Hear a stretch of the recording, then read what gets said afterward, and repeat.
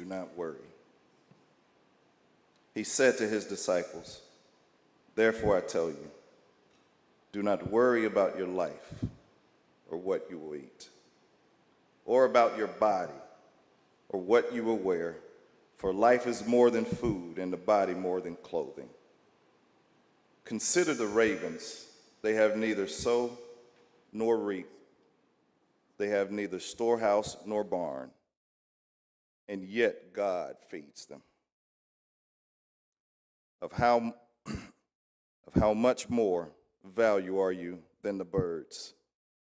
And can any of you, by worrying, add a single hour to your span of life?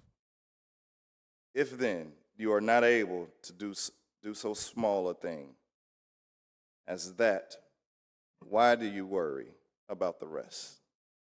Consider the lilies. Now they grow, they neither toil nor spin. Yet I tell you, even Solomon in all his glory was not clothed like one of these. But God. But if God so clothes the grass of the field, which is alive today and tomorrow is thrown into the oven, how much more will he clothe you, you of little faith? This is the word of God for the people of God.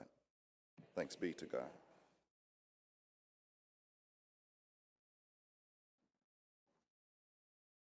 So if you ever see me lean over and share a couple words, she's just helping me with mistakes I've made. So Cheryl, thank you for catching the mistake where I didn't say Caitlin Nesbitt. I guess I said Catherine or something, or Kathy. So it's Caitlin Nesbitt. So whenever I lean over and we're talking, it's not because we're not paying attention, it's because she's saying, you messed that up. So I apologize, but that's the rosebud there. And it is, of course, a very blessed thing to celebrate a new birth on the altar. You know, it's Labor Day weekend, and sometimes we have questions about labor and whether it's a blessing or a curse to have to work, and why we work and why we work so hard.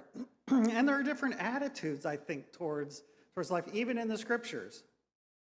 I'm going to go take a look at the beginning of Genesis, when you have where Adam and Eve have eaten from the forbidden fruit, and they're being thrown out of the Garden of Eden. There's this interesting reading where it then says, and to Adam he said, God says to him, because you have listened to the voice of your wife and have eaten of the tree of which I commanded you, you shall not eat of it. Cursed is the ground because of you. In pain you shall eat of it all the days of your life. Thorns and thistles it shall bring forth for you, and you shall eat the plants of the field. By the sweat of your face you shall eat bread, till you return to the ground, for out of it you were taken, for you are dust, and to dust you shall return. Very dark. Because you did this, you're going to have to work hard for everything. In order to eat, you're going to have to sweat for it now. In order to have anything, you're going to have to suffer. It's going to be hard for you. Yes, you were living at home and you were in the Garden of Eden and things came easily to you, but now I'm taking you from that, and life is going to be hard and difficult. Sometimes it feels that way, doesn't it? That the reason why we labor and work is because in some way we're being punished. We have to work so hard to do these things. in order to achieve these things, in order to worry about just having enough to eat. And it's going to be that way until you die. Kind of a hard way to look at things and to look at labor on Labor Day. One of the things that sometimes you'll see, Jesus counterbalances some of these feelings and these ideas with a different way of looking at life. And that's why this reading from today is a really interesting one, because it lifts up a different way to all the worries of life and all the difficulties of life that can bring us down and burden us. Think about the different feeling and the different spirit that Jesus is lifting up when he says to his disciples, "Therefore I tell you, do not worry about your life." Wow, I thought I was supposed to toil, and I was supposed to be, life was supposed to be hard, and I was supposed to sweat and suffer until the end of my life. But here Jesus is saying, "Therefore I tell you, do not worry about your life." What? Stop worrying? What you will eat, or about your body, what you will wear. You worry about what you're going to eat. You worry about what you're going to wear. You worry about these things. And here's what I want to share with you, disciples. Stop worrying so much. For life is more than food, and the body is more than clothing. Life is more than about these things. You seem to be so worried about all of these things, and in reality, life is so much more than these things. Surely today we worry about a lot of these inconsequential things all the time. We're almost programmed to do it. Whether it's commercialism or something, you need to be worried about all these things. So buy my product. You need to be worried about what you're wearing, so buy this dress or buy this outfit. You need to be worried about what you're going to have to eat. So buy this food, or make sure that you can eat this particular food or have this luxury item in your life. For Jesus, life is much more simple. Why do you worry about these things? God is not concerned about what you're wearing. And God wants you to eat, and you will be provided for, because here's what he continues to say. Consider the ravens. They neither sow nor reap. They have neither storehouses nor barns, and yet God feeds them. Of how much more value are you than the birds? How much more value are you than they? That God takes more note of them. But look, the ravens are taken care of. They're provided for. And yet, they have no barns. And can any of you, by worrying, add a single hour to your span of life? Why do you worry so much about all these things? And if you're continually worrying about these things, what about the life I gave you? Gonna live it? If then you are not able to do so small a thing as that, why do you worry about the rest? Life is not to be spent worrying about everything. Because when you worry about everything, then you have no time to live for anything. Consider the lilies, how they grow. They neither toil nor spin. They don't toil. I mean, you don't have a lily that is growing and toiling about it. They just naturally grow. They naturally live. And naturally, they do not need to spin. Yet I tell you, even Solomon in all his glory was not clothed like one of these. They're just naturally beautiful. They grow and they're naturally beautiful.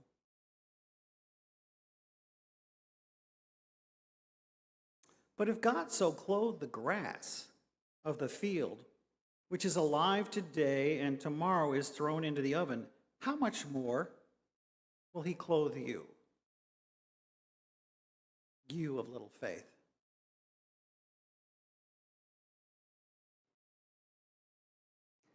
I love you. I value you. You're important to me. I want you to live your life, not be constantly worrying about everything and things that you cannot control. A long time ago, back when I was a younger pastor, this is the first sermon I ever preached or every message I ever gave. I was in my 20s and I wasn't a pastor yet, and I was invited. I'm not sure of all the details, but I think I was up in Wesley Woods. And there are a bunch of youth. And at that time, they always like to have young people talk to young people. Well, I was young. So I talked to young people. And I was invited to talk to a group of young people, and I had no idea what I was going to talk to them about. But I did know that when you're young, sometimes you worry about things that aren't all that important. And you're concerned about what you're going to wear. And you toil over things that are not all that significant. And yet young people, they're wonderful. And they're beautiful. I keep saying, I would ask young people from time to time, say, how many of you think you're ugly or unattractive? And I'd be surprised by how many hands would go up. I'm like, you're as good looking as you're ever going to be. You need to put those hands down. You're all wonderful and you're all great. And yet they don't feel that way. So many. And so I preached this to them, saying, you don't need to worry about any of these things. You know what you need to do? Live the incredible life that God has blessed you with. Live it. Don't burden yourself with unnecessary things or things that you can't control or things that are not in reality that important. The faith that we have is a faith of life. So I've always loved this, and this was like the first thing I preached, and I do remember the person I think who invited me and who was there. It was a pastor. First time I'd ever met him. Tom Ostrander was the pastor when I preached my first sermon or my first message. It looked like he appreciated it, but he's an appreciating person, so he's very positive about what I said and did. But I remember it fondly as the first time I tried to share something. The message that I tried to share with people is that God is a God of life, and our faith is a faith of life. We're not to be toiling all the time. This coming week, I'm going out to Pennsylvania. Some of you may know that. I'm going to be working on this property that I'm trying to work on out in Pennsylvania. I bought my first chainsaw. So you need to pray for me. I'll be cutting and clearing woods, helping to build a shed on the property. One of my old youth, who's now in construction, is coming with me. And we're going to build a shed, and we're going to take some drone pictures and things like that. Hopefully it'll be a good week, but it'll be more toiling than I'm used to. And I'm looking forward to it. Can you change your life attitude rather than seeing things that are hard and work as a burden to see it as a blessing. I'm looking forward to spending days with a chainsaw, right? Because I'll be out in nature, I'll be seeing these things and doing some things I've never done, and that is the blessing of life. We can either see things as difficult and to be avoided and to be worried about, or we can see life as something that is a gift given and to be lived. If your life is dominated by worry, here in the scriptures it's saying, why are you all so worried so much of the time, you of little faith? We are not to be burdened by the idea of death. We're not to be burdened by the idea of what are we to eat, what are we to wear. If we have faith in God, we have faith that we will be taken care of because we're loved. How much more of value are you than the lilies? How much more value are you than the ravens? How much more value are you than all these things? To me. And yet I take care of them all. I will take care of you. All I ask of you is to have faith in me and live your life.